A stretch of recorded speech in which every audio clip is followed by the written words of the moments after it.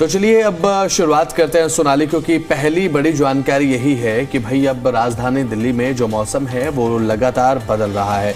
अब दिल्ली एनसीआर के मौसम से जुड़ी हुई एक महत्वपूर्ण अपडेट ये है कि दिल्ली एनसीआर में बारिश के बाद अब ठंड बढ़ चुकी है। पिछले 1 से 2 दिन में हम देखा बारिश की फव्वारें जो देखी गई दिल्ली एनसीआर में, उसके बाद ठंड बढ़ी।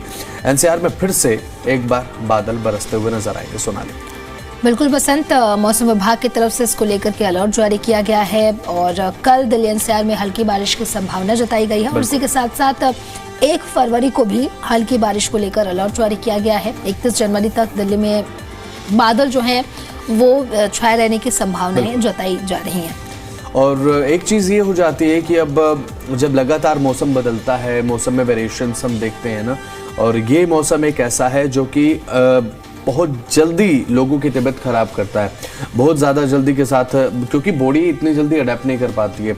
आज फिलहाल अगर आज के मौसम की बात करें, शीतलहर तो है, लेकिन हो सकता है कि अभी से 1 से 2 घंटे के बाद धूप थोड़ी सी खिल जाए, लेकिन बादल जो है वो आसमान में लगातार आपको नजर आएंगे।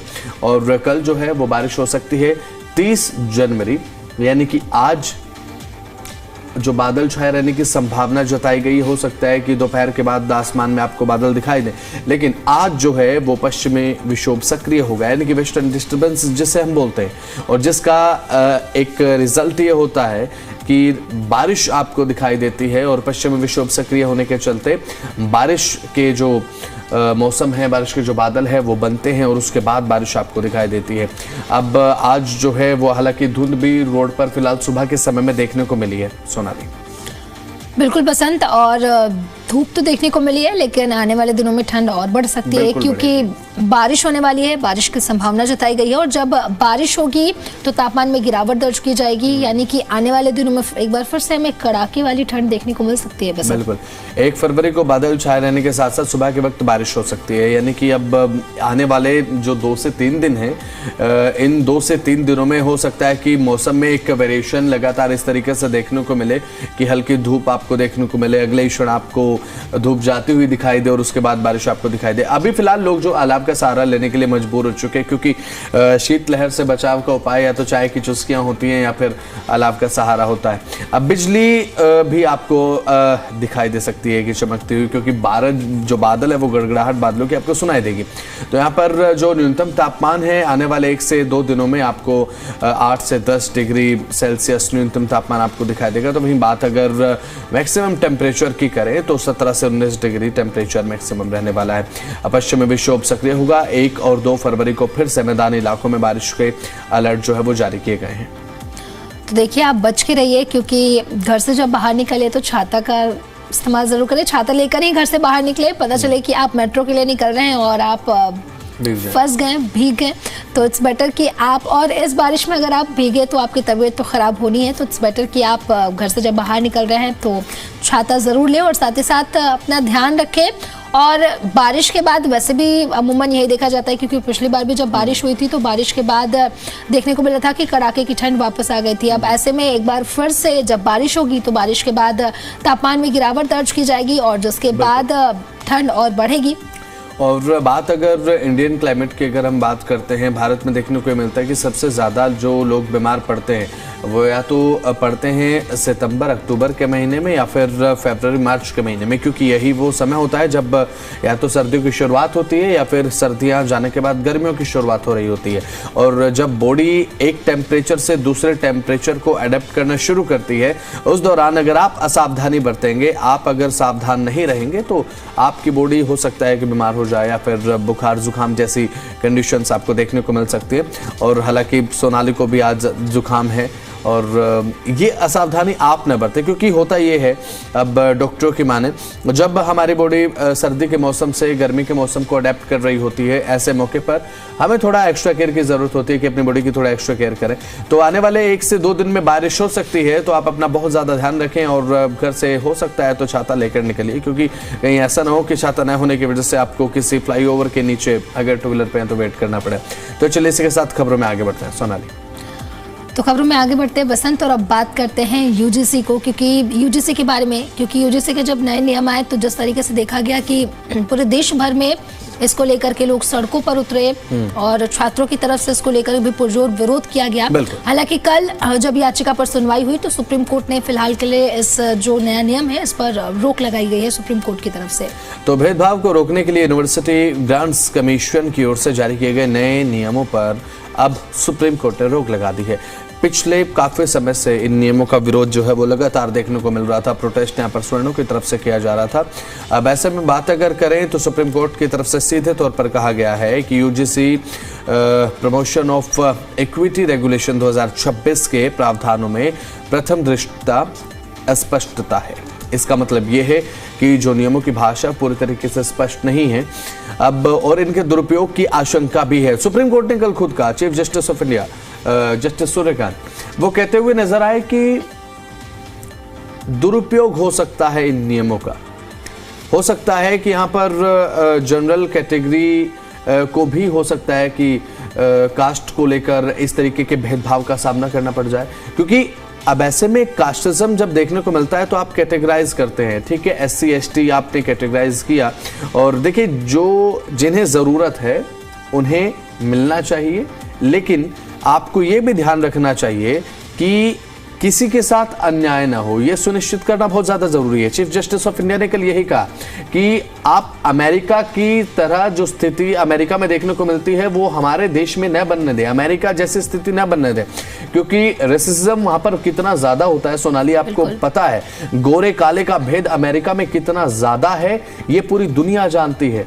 वहां पर गोरों के लिए अलग स्कूल है, कालों के लिए अलग स्कूल है, ये है वहां की ग्राउंड रियलिटी है जिसे लेकर अमेरिका को क्रिटिसाइज किया जाता है।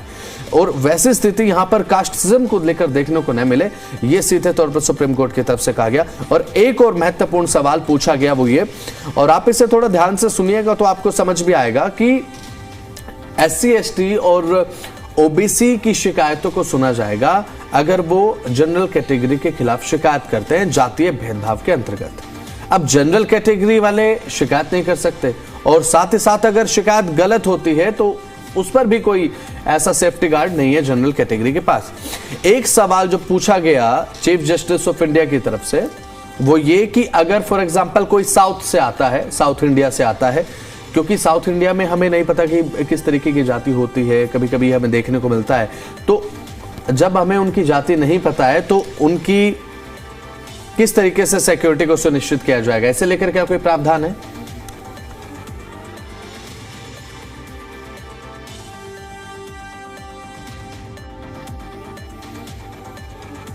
तो यहां पर सीधे तौर पर अब कोर्ट ने इन नियमों के लागू होने पर फिलहाल रोक लगा दी। 2012 वाले ही अभी जो नियम हैं वो लागू रहेंगे। अगर कोई साउथ से आता है, अगर उस पर भेदभाव के आरोप लग जाते हैं तो क्या उसे लेकर कोई सिक्योरिटी गार्ड है, कोई प्रावधान इसमें किया गया है या नहीं?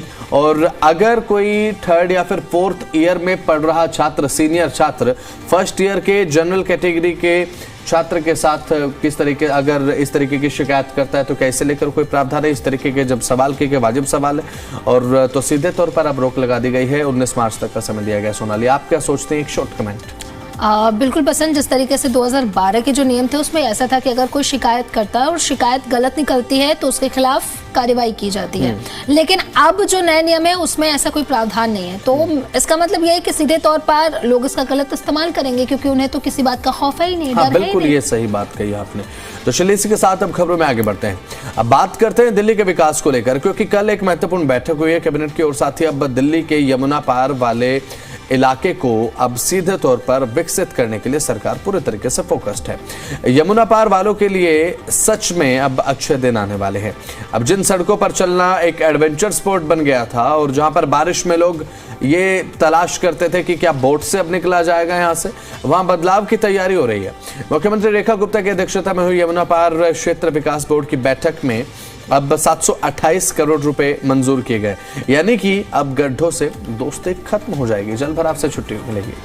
बिल्कुल, सीएम ने साफ तौर पर कहा है कि विकास ऐसा हो कि लोग मजबूरी में नहीं खुशी से यहाँ रहें। तो तो ये बहुत ही अच्छी चीज़ है सीएम की तरफ से। खुद ऐसा कहा गया है, मानसून से पहले सड़कें और ड्रेनेज ठीक करने का अल्टीमेटम भी दिया गया है, क्योंकि बारिश में अमूमन हम देखते हैं बसंत कि जिस तरीके से आप चल नहीं सकते, आप उन गलियों से निकल नहीं सकते, पानी आपकी कमर तक भरा हुआ होता है और लोग काफ़ी परेशान होते हैं। और ऐसे में जो एक्सीडेंट्स है उसका भी खतरा बहुत ज़्यादा बढ़ जाता है, क्योंकि हमें पता नहीं होता कि नीचे क्या है क्या नहीं है, नाला तो नहीं है कोई। और साथ ही अब मुख्यमंत्री रेखा गुप्ता की तरफ से सीधे तौर पर ये कहा गया कि यमुना पार क्षेत्र जो है वो पूरी तरीके से विकसित होना चाहिए, क्योंकि अब पिछले कुछ समय से लगातार इस तरीके के आरोप राजनीतिक तौर पर भी हम देखते हैं कि यमुना पार के साथ, यमुना पार इलाके के साथ एक सौतेला व्यवहार होता है, ऐसा नहीं होना चाहिए। तो ये यमुना पार क्षेत्र विकास बोर्ड की बैठक रही, 728 करोड़ रुपए की भारी भरकम राशि को मंजूरी दी गई है। इस फैसले से अब पूर्वी दिल्ली की तस्वीर पूरी तरह से बदलने वाली है। मुख्यमंत्री ने अधिकारियों को निर्देशित कर दिया है कि अब विकास ऐसा होना चाहिए कि लोग खुद यहाँ पर रहना पसंद करें, और हमें लोगों की अब मानसिकता को बदलना है। क्योंकि अब ऐसे में सोनाली एक चीज़ ये है ना कि यमुना पार को लेकर एक बात कही जाती है कि विकसित क्षेत्र नहीं है और विकास की गति इतनी नहीं है जितनी मुख्य धारा में है। तो अब मुख्यमंत्री रेखा गुप्ता ने कहा कि लोग यहाँ पर रहना खुद पसंद करें, इस कैटेगरी में विकास यहाँ पर होना चाहिए, उस लेवल का विकास यहाँ पर होना चाहिए। मानसून से पहले अब खराब सड़कों और ड्रेनेज सिस्टम को भी ठीक करना होगा, ये बहुत ज़्यादा ज़रूरी है। तो रोजाना हजारों लोग जिन रास्तों का इस्तेमाल करते हैं उन्हें तुरंत सुधारा जाएगा, जल भराव की समस्या का पक्का इलाज किया जाएगा, क्योंकि वैसे भी अब मानसून जल्द ही आने वाला है, तो ऐसे में लोगों की परेशानियां बढ़ सकती है और उसके पहले अगर ठीक से काम हो जाए तो शायद लोगों की परेशानी थोड़ी कम हो जाएगी। सीएम का विजन साफ है कि विकास सिर्फ बातों में नहीं बल्कि जमीन पर ही दिखना चाहिए। यमुना पार के साथ अब सौतेला व्यवहार नहीं किया जाएगा। तो वहीं अब 728 करोड़ रुपए की मंजूरी मिली है, तो एक भारी भरकम राशि है। अब मुझे लगता है कि अब यमुना पार वाले लोगों के लिए, जो दिल्ली के निवासी हैं, उनके लिए एक बहुत अच्छी खबर यह है कि अब आपको सड़कों पर गड्ढे दिखाई नहीं देंगे और बहुत जल्दी आप अपना सफ़र तय कर सकते हैं। क्योंकि अभी तक जो सड़कों में गड्ढे एक बहुत बड़ा चैलेंज रहता था, जैसे एडवेंचर स्पोर्ट्स की तरह हम जाते हैं ना, ऑफ रोडिंग के लिए जब हम जाते हैं तो उबड़ खाबड़ और गड्ढे भरे रास्ते हम चुनते हैं ऑफ रोडिंग एडवेंचर के लिए। तो वो एडवेंचर यहाँ पर यमुना पार वालों का गलियों में, अगर उसमें पानी भर जाए तो कितनी परेशानी बढ़ जाएगी, ये खुद सोचने वाली बात है। यही तो एडवेंचर था सोनाली। अब इसी एडवेंचर को तो सरकार खत्म करना चाहती है कि ये अब खत्म किया जाए और मुख्य धारा से जोड़ते हुए विकास यहाँ पर किया जाए। तो चलिए अब खबरों में आगे बढ़ते हैं। आज यानी कि 30 जनवरी शहीद दिवस के दिन राजधानी दिल्ली में निकलने की योजना अगर आप बना रहे हैं तो ये खबर आपके लिए बहुत ज़्यादा ज़रूरी है। दिल्ली पुलिस ने राजघाट स्थित महात्मा गांधी स्मृति स्थल पर होने वाले आधिकारिक कार्यक्रम के मद्देनजर नई ट्रैफिक एडवाइजरी जारी की है। तो अगर आप इन रास्तों से गुजरने वाले हैं तो ये खबर जो है वो आपके बेहद काम की है। शहीद दिवस के अवसर पर राजघाट पर एक बड़ा आधिकारिक समारोह आयोजित किया जाएगा, जिसमें कई वरिष्ठ लोग जो हैं शामिल होंगे। इसी वजह से सुबह 9 बजे से लेकर के दोपहर 12 बजे तक राजघाट और उसके आसपास के इलाकों में ट्रैफिक डाइवर्जन और प्रतिबंध लागू किए गए हैं।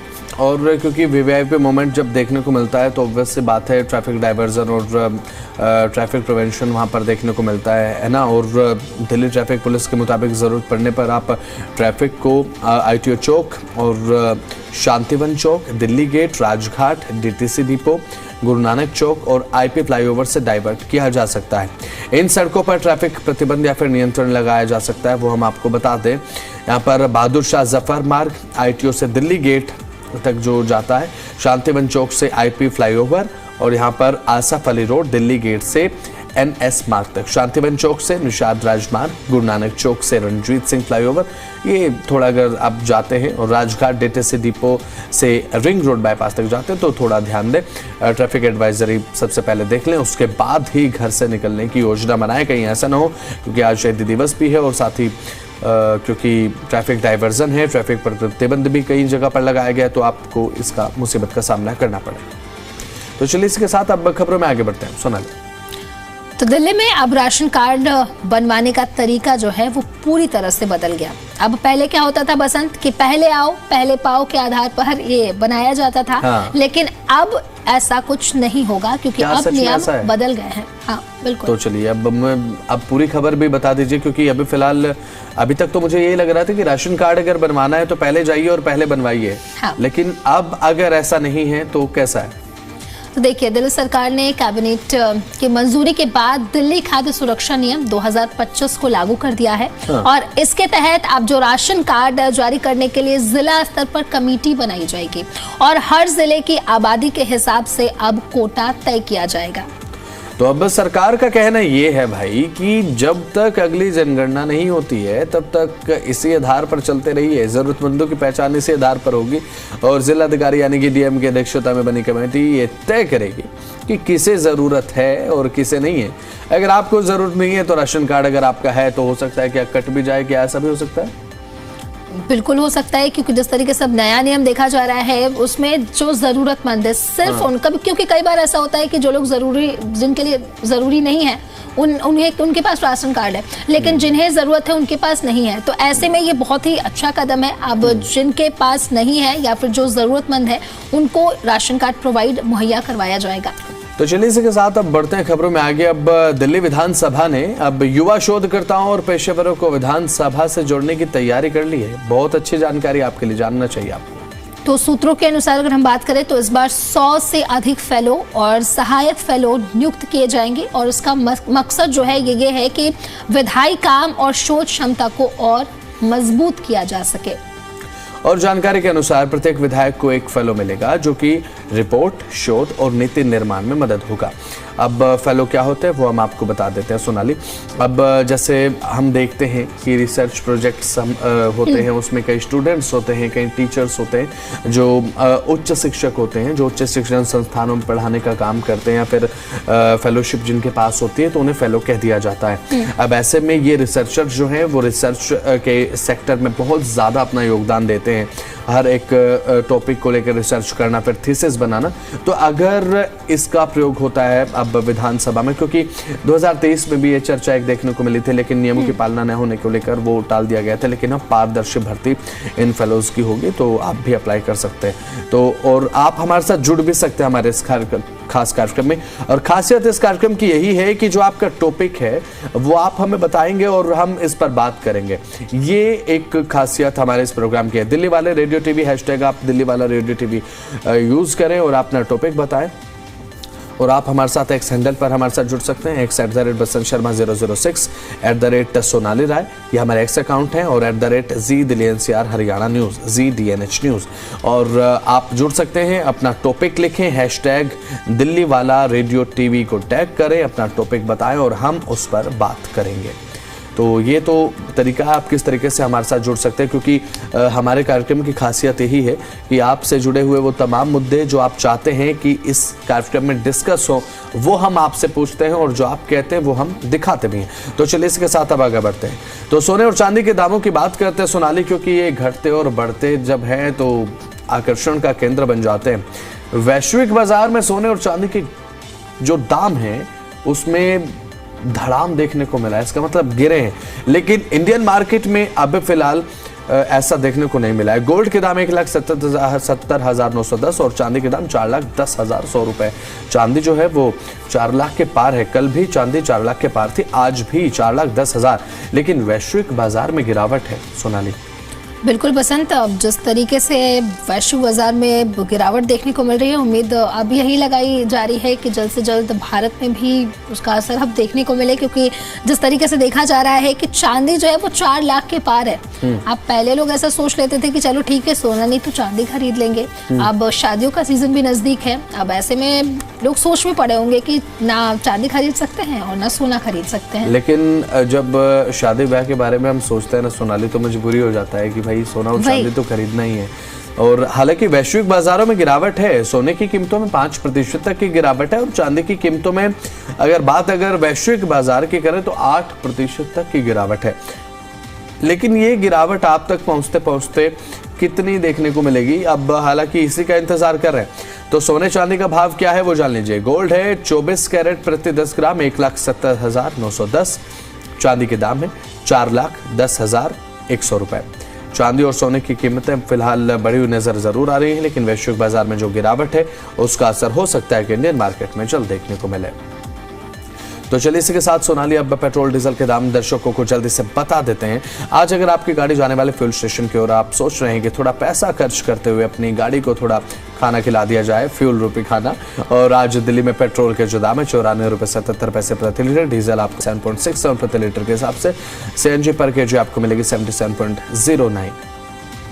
तो वही नोएडा में पेट्रोल की जो कीमत है वो 94 रुपये 87 पैसे प्रति लीटर है। डीजल की कीमत आपको चुकानी होगी नोएडा में 88 रुपये के हिसाब से, और सीएनजी के दाम आपको 85 रुपये 70 पैसे प्रति किलोग्राम के हिसाब से। गुरुग्राम में 95.65 प्रति लीटर पेट्रोल है और डीजल की कीमत है 88.10 प्रति लीटर, और इसके अलावा सीएनजी की कीमत पर केजी के हिसाब से आपको 82.12 रुपये के हिसाब से देनी होगी।